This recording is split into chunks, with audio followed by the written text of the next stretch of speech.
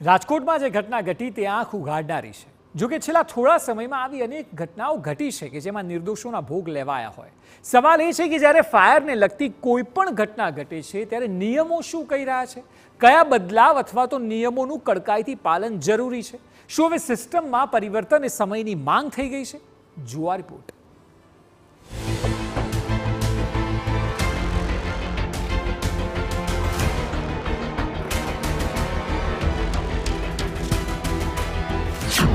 રાજકોટની ઘટના એક એલાર્મ.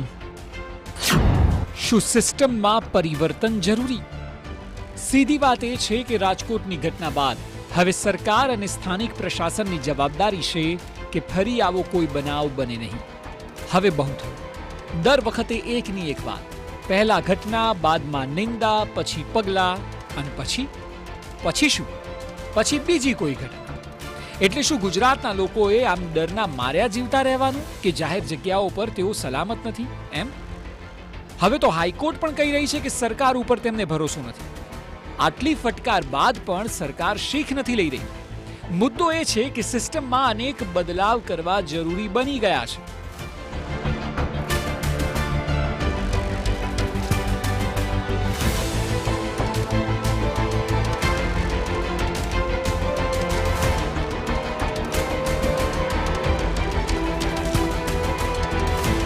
તક્ષશિલા અગ્નિકાંડ હોય કે પછી શ્રેય હોસ્પિટલમાં થયેલો અગ્નિકાંડ, આ તમામ જગ્યાએ પહેલેથી જ ફાયરની સિસ્ટમ હતી, છતાં દુર્ઘટના ઘટીને.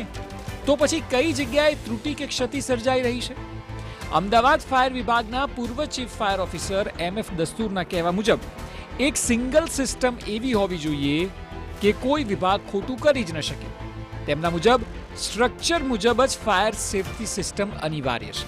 પરવાનગી આપનારની સહી સાથે નામનો પણ ઉલ્લેખ હોવો જોઈએ.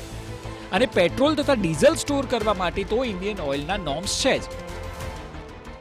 જે બિલ્ડિંગ બની છે, જે પ્રકારની બની છે, એ ડિઝાઇન મુજબ ફાયર પ્રોટેક્શન, એને સેફટી અને ફાયર પ્રોટેક્શન બે ભાગ હોય છે કે જેમાં આગ લાગે તો એને રોકી કેવી રીતે શકાય, એટલે ફેલાય નહીં આગ. બીજું કે લોકો બહાર કેવી રીતે નીકળી શકે, અને ત્રીજું એ કે એ આગ બુઝાય કેવી રીતે, એના શું સાધનો રાખવા. તો આ રીતે ડિટેલમાં જો બધા જ સર્ટિફિકેટ થઈને સ્ટેટ ગવર્મેન્ટની એક વિન્ડો હોવી જોઈએ કે જે આ સર્ટિફિકેટ ઇસ્યુ કરે, કે બધાને બધી જાતના સર્ટિફિકેશન મળે. તો ઇલેક્ટ્રિસિટીના ને બધા જ અધિકારી એની નીચે એના પ્રેશરમાં કામ કરે તો કોઈ ખોટું નહીં કરે, અને નામ સાથે, સહી સાથે હોય, એટલે માણસ બી કોઈ બી અધિકારી કંઈ ખોટું કરતા વિચાર કરે કે ભાઈ આજે મારું નામ છે નીચે, એની ઉપર મારી સહી છે, તો એને માટે જવાબદાર રહેશે. જો કે રાજકોટના કિસ્સાની વાત કરીએ તો અહીં ખુલ્લી જગ્યામાં ગો કાર્ટિંગ અને નીચેના બેઝમેન્ટના ભાગે પેટ્રોલ ડીઝલ મૂકવામાં આવ્યા હતા અને જાણે તવો ગરમ થાય એવી સ્થિતિ હતી. ફાયર ઓફિસર પાસે ડિઝાઇનમાં ફેરફાર કરાવવાની સત્તા જરૂરી છે. ફાયર ઓફિસર આર્કિટેક્ટને કહીને ફેરફાર કરાવી શકવા જોઈએ. પરવાનગી માટેની આખી સિસ્ટમ બદલવાની જરૂર છે. દરેક ખાતાના ધક્કા વ્યક્તિને ખાવા ન પડે તે માટેની સિંગલ વિન્ડો સિસ્ટમ ઊભી કરવી જોઈએ. મ્યુનિસિપલ કોર્પોરેશન એક્ટ મુજબ ફાયર ઓફિસરને કોઈ સત્તા અપાઈ નથી, પરંતુ છેલ્લા 25-30 વર્ષથી શરૂ કરાયું છે. ટીડીઓને જેમ અપાય છે તે જ મુજબ ફાયરમાં પણ પ્લાન આપવો જોઈએ. સાથે જ આ પ્લાન વેબસાઇટ ઉપર પણ હોવો જોઈએ, જેથી એ જોતા ખ્યાલ આવે કે ફાયર સેફટીના નોર્મ્સ મુજબ ડિઝાઇન છે કે નહીં. હાઈકોર્ટના નિર્દેશ મુજબ કન્સ્ટ્રક્શન સમયે ચેકિંગ થવું જોઈએ, પરંતુ એ મુજબ હજી સુધી આવું શરૂ કરાયું નથી. ફાયરની દ્રષ્ટિએ તો ફાયર ઓફિસર પાસે ડિઝાઇનમાં ફેરફાર કરાવવા માટે એવી સત્તા જરૂરી છે કે ભાઈ તમે આર્કિટેક્ટને બોલાવીને કહો કે ભાઈ આ યોગ્ય નથી, તો એ આર્કિટેક્ટ એના પ્રમાણે કોઈ બીજો રસ્તો શોધે. એટલે જેટલા બધા જે કોઈ બિલ્ડિંગ સાથે સંકળાયેલા છે એ બધાનું કોઓર્ડિનેશન જરૂરી છે. એવું નહીં કે મારા માથે આવે તો હું બીજાના માથે ઢોળી દઉં, એ યોગ્ય નથી. આ સમગ્ર ઘટના બાદ ફાયર વિભાગ સાથે કામ કરનારી સંસ્થાઓ પણ માને છે કે ડિજિટલ માધ્યમથી ઓનલાઈન સિસ્ટમ ઊભી કરવી જોઈએ કે જ્યાં એક વિભાગની પરમિશન બાદ જ અન્ય વિભાગનો વિકલ્પ ઓપન થાય. અને જો અન્ય વિભાગો સાથે ફાયર ડિપાર્ટમેન્ટ કનેક્ટેડ હોત તો પછી આ ઘટનાને ટાળી શકાય હોત.